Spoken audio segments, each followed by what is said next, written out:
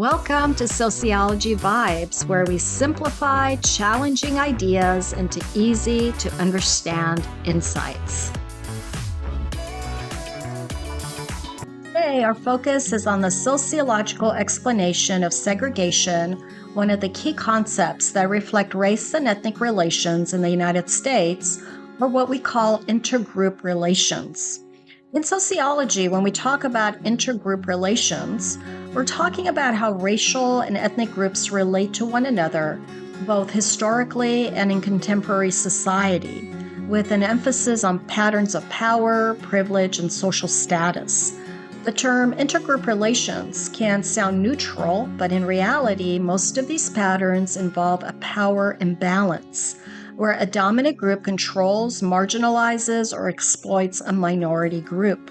These patterns aren't just about individual behavior. They're built into history, culture, and the social structure of society. Segregation is the deliberate societal practice of separating racial or ethnic groups. It involves the use of systematic policies by the dominant group to separate the dominant group from a minority group in various social environments. Sociologists understand segregation based on de jure segregation and de facto segregation.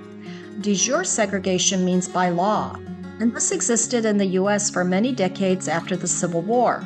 Southern states passed Jim Crow laws that required separate facilities for Black and white people. In 1896, the Supreme Court case Plessy v. Ferguson held the system under the idea of separate but equal.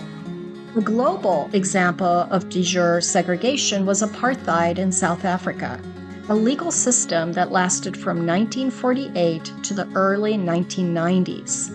Under apartheid, the white dominant group, through government laws, controlled where people lived, worked, and went to school, denying Black South Africans equal rights and opportunities.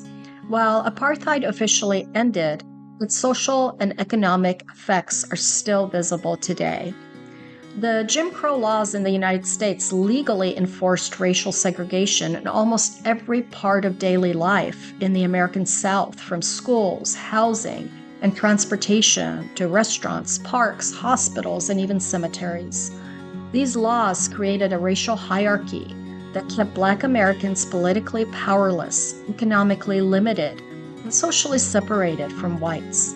This lasted until 1954, when the Supreme Court ruled in Brown v. Board of Education that segregated schools were unconstitutional, marking the beginning of the end of legal segregation. De facto segregation is segregation that happens in practice rather than by law and continued long after legal segregation ended. It developed through housing discrimination, income inequality, and school zoning that kept many neighborhoods and schools divided by race. Today, these patterns remain. Many U.S. citizens still have racial and economic separation, demonstrating that segregation can persist through social systems even without legal enforcement. Sociologist W.E.B. Du Bois was one of the first to explain how segregation impacts both individual identities and opportunities. He called this living with double consciousness. Always be forced to see oneself through the eyes of a prejudicial and racist society while maintaining a connection to one's community and culture. This creates a feeling of two-ness. Understanding segregation from a sociological lens helps us see that separation isn't only physical, it's social, political, economic, and cultural. Recognizing how these patterns still shape where people live, learn, and work allows us to question the everyday systems that maintain inequality. In our daily lives, that awareness means paying attention to who is included, who is missing, and how social boundaries are quietly reinforced around us. And this makes sociology fascinating, don't you think? Thank you for watching. Be sure to comment below with your thoughts, questions, or any topics you'd like us to explore next. Let's keep the conversation going and our community growing. see you in the next Sociology Vibes video.